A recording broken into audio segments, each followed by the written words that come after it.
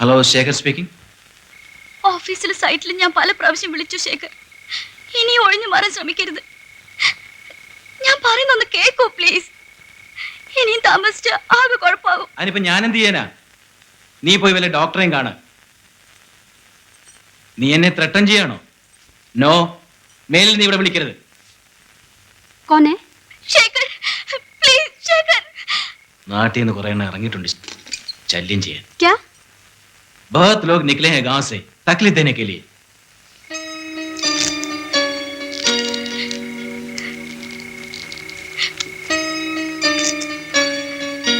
രാധ ഈ നേരത്തെ എന്തിനാ? അത് ഞാൻ കേട്ടു. ശേഖർ എന്താ പറഞ്ഞ? എല്ലാം പറഞ്ഞ് മോഹിപ്പിച്ചിട്ട് ഇപ്പോ അയാൾ എന്നെ ചതിക്കായിരുന്നു വരിയേട്ടാ. വീട്ടിൽ അമ്മയോ ചേട്ടനോ ഇതറിഞ്ഞ. കരയണ്ട, നാളെ ഞാൻ അവനെ വിളിപ്പിക്കാം. ഇതാരോടും പറയണ്ട. നാളെ നീ വീട്ടിലോട്ട് വന്നാൽ മതി, നമുക്കൊരു തീരുമാനം എടുക്കാം. വാ.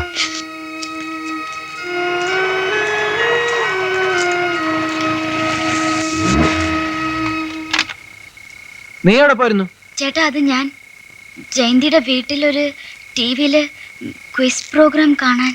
രാത്രിയിൽ ഇങ്ങനെ ഒറ്റയ്ക്ക് ഇറങ്ങി നടക്കരുതെന്ന് പറയായിരുന്നു.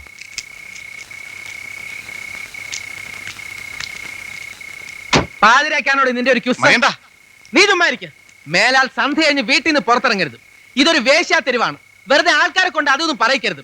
തന്ത നേരത്തെ ചത്തോണ്ട് എനിക്ക് പഠിപ്പ് നിർത്തേണ്ടി വന്നു. ആ ഗതികേട് നിനക്കുണ്ടായിരുന്നെന്ന് എഴുതിയ ഇല്ലാത്ത കാശ് മുടക്കി നിന്നെ പഠിപ്പിക്കാൻ അയക്കുന്നത്. ചീത്ത പേരെങ്ങാനും കേൾപ്പിച്ചാൽ വെട്ടി നുറുക്കിക്കളയും ഞാൻ. മനസ്സിലായോ? പോ.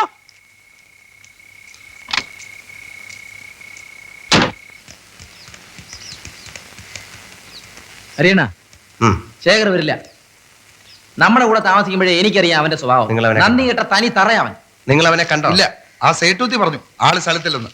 ശേഖർ എന്ന് പറയുമ്പോ അവിടെ വായും തേനും പാലും ഒഴുകുക. പതുക്കെ പറയടാ. എല്ലാരും അറിയട്ടെ, അവൻ അവിടെ ഉണ്ടെന്ന് ഞങ്ങൾക്ക് അറിയാം. അവിടുത്തെ ശിവായി പറഞ്ഞു. ഉളിങ്കോമ്പിലല്ലേ കയറി പിടിച്ചിരിക്കുന്നത്. അവളും അവനും ഭാര്യ ഭർത്താക്കന്മാരെ പോലെ അവിടെ കഴിയുന്നത്. അവനെ അവൾ കല്യാണം കഴിച്ചു എന്ന് പറയുന്നത് കേട്ടു. സത്യമായിരിക്കും.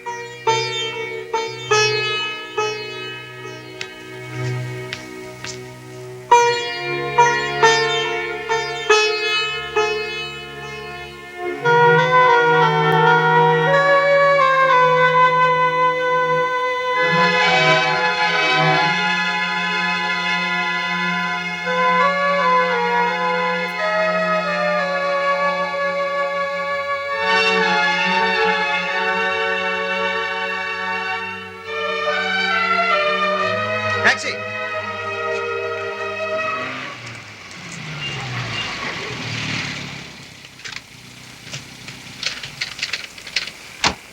मुझे शेर से मिलना। आप कौन हैं? उनसे कहना हरी आया है। बैठिए।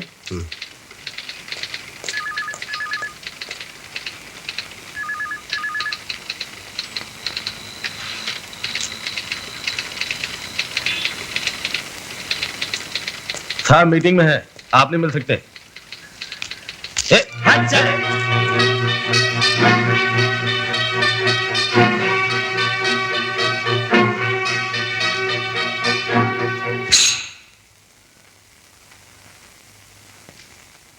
നിന്നെ കാണണമെന്ന് ഞാൻ പറഞ്ഞിരുന്നു. ഞാനല്പം തിരക്കിലാണ്. അറിയാം, നീ വലിയ മുതലാളിയായെന്ന് ഞാൻ അറിഞ്ഞു. ഓഫീസ് പണി കഴിഞ്ഞാലും സേട്ടൂത്തിയുടെ പ്രൈവറ്റ് ജോലികളുണ്ടല്ലോ ധാരാളം. അതുകൊണ്ട് തിരക്ക് കൂടും. ആവശ്യമില്ലാത്ത കാര്യങ്ങൾ സംസാരിക്കണ്ട. നാക്കുകൊണ്ടല്ല നിന്നോട് സംസാരിക്കേണ്ടത്. നീ Who is this? Excuse me, I will handle it. No, he won't be able to handle it as easy as he thinks.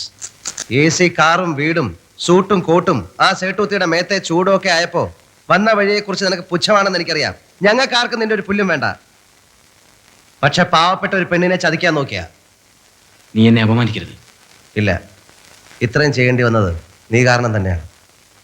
ഞാനിപ്പോൾ പോകുന്നു. ഇവിടെ നിന്നാൽ നിന്റെ അന്തസ്സിന് ഇനിയും മുറിവും ചതവും ഒക്കെ പറ്റിയെന്ന് വരും. പക്ഷെ ആ പെണ്ണിൻ്റെ കുടുംബത്തിനും അവരുടേതായ അന്തസ്സും അഭിമാനവും ഉണ്ടെന്ന് നീ ഓർക്കണം. വൈകിട്ട് കാണണം. വീട്ടിൽ വരണ്ട, നരിമാൻ പോയിന്റ് ഞാൻ കാണും. ഇനി എന്നെ ഇവിടെ വരുത്താൻ ഇടയാക്കിയാൽ നിന്റെ ശവം കണ്ടിട്ട് ഞാൻ പോവും. ये क्या हो रहा है? पुलिस को बुलाओ. പോളി പുല്ലേ, പോലീസ് എന്നെ ഒന്നും ചരിക്കാൻ പോകുന്നില്ല. അറിയാവുന്ന ഭാഷ പറഞ്ഞു കൊടുത്തേക്ക്.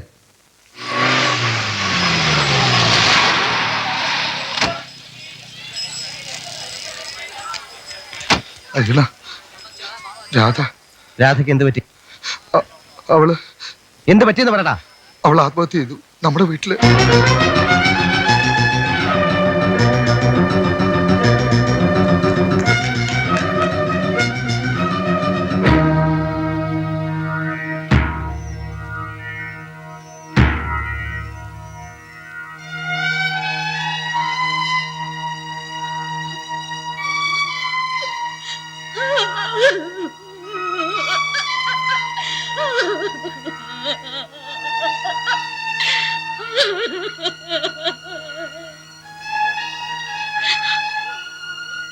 ഇവക്ക് വേണ്ടിയാണ് ഞാൻ ജീവിച്ചത്.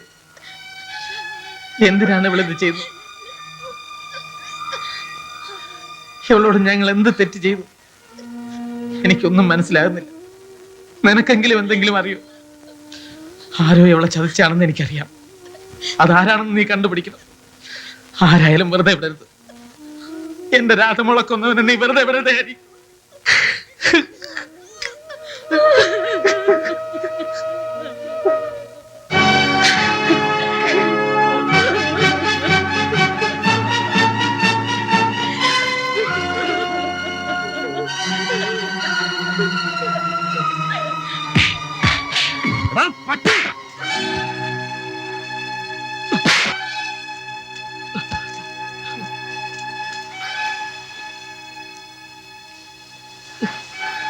തല്ലണമെങ്കിൽ തല്ലാം, കൊല്ലണമെങ്കിൽ കൊല്ലാം.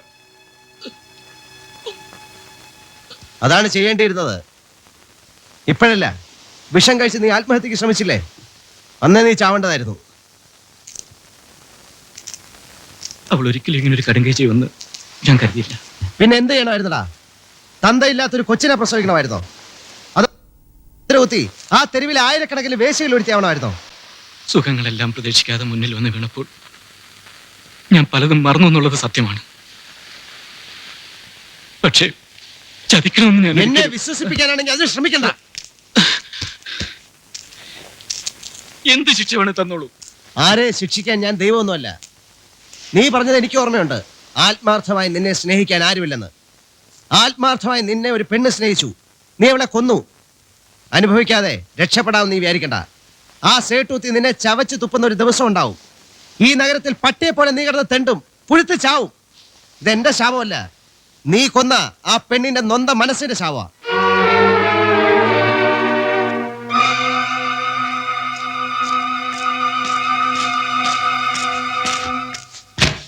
എല്ലാവരും ഇവിടുന്ന് ഇപ്പൊ ഇറങ്ങണം. എനിക്കൊരു തന്നെ കൂട്ടുവേണ്ട, ഇറങ്ങിപ്പോടാ. എനിക്ക് അല്പം സമാധാനം വേണം. കൂടെ നിന്ന് സ്നേഹം കാണിച്ച് ചതിക്കുന്ന നന്ദി കെട്ട ജാതികൾ. ആര് ചോദിച്ചെന്നീ പറയുന്നത്? മറ്റാരെങ്കിലും എന്തെങ്കിലും തെറ്റ് ചെയ്തതിന് ഞങ്ങളെ ശിക്ഷിക്കരുത്. അരിയണ്ണ മനസ്സിൽ എന്തോ വെച്ച് സംസാരിക്കുക. എന്താന്ന് വെച്ചാൽ പറഞ്ഞോളൂ, ഞങ്ങൾ പോവാം. പക്ഷെ കാര്യം അറിയണം. പണവും പദവിയൊക്കെ വരുമ്പോൾ നിന്റെയൊക്കെ അഹങ്കാരം കൂടും. സ്വന്തം പെങ്ങളെ പോലെ കരുതി സ്നേഹിച്ച ഒരു പെണ്ണിനെ മോഹിപ്പിച്ച് കൊന്നില്ലേ ഒരുത്തൻ?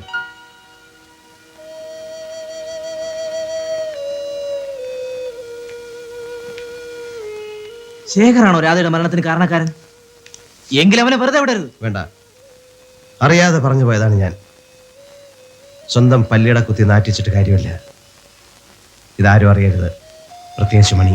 എങ്കിലും അറിയിക്കണമെന്ന് ഞാൻ വളരെയധികം ആലോചിച്ചാണ്. വേണ്ട എന്ന് തീരുമാനമെടുക്കാൻ കാരണം ഇത് പുറത്തറിഞ്ഞാൽ അവളുടെ മാനം, അതുകൊണ്ട് മണിക്കും എൻ്റെ അമ്മയ്ക്കും ഉണ്ടാകുന്ന അപമാനം. അവനിതറിഞ്ഞാൽ എന്തെങ്കിലും കടുക്കേ ചെയ്യും. ഇനി അമ്മയ്ക്ക് ആകെയുള്ളത് അവൻ മാത്രമാണ്.